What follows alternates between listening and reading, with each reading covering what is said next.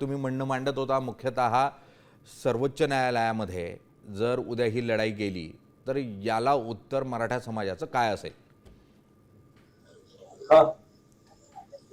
धन्यवाद.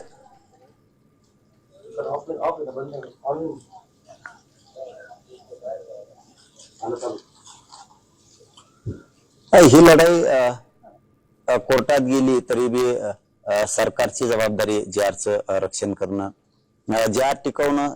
कारण हा JR दादा चॅलेंज होणार नाहीये, कारण हैदराबाद गॅझेटेडच्या नोंदीच्या आधारे हा JR काढलेला आहे. त्यामुळे इथं काही टेन्शन घ्यायचं काम नाहीये, कारण मराठा आणि कुणबी एकच आहे.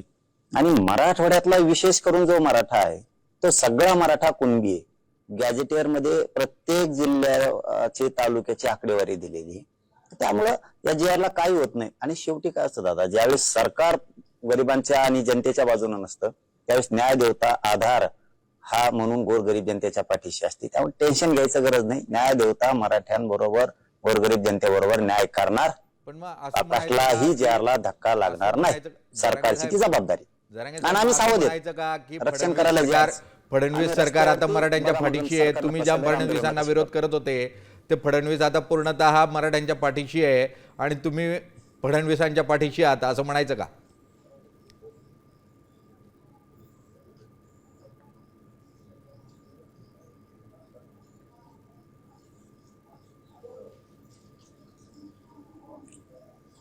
दादा काय असतं, ज्यावेळेस त्यांनी चूक केली त्यावेळेस आम्ही बोललो. ते काय आमचे शत्रू आहेत का, वैरी आहेत का, काय आहेत?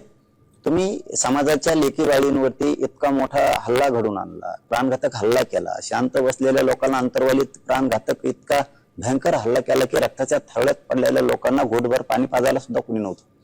म्हणून ते आम्ही तसं बोललो त्यांना त्यावेळेस.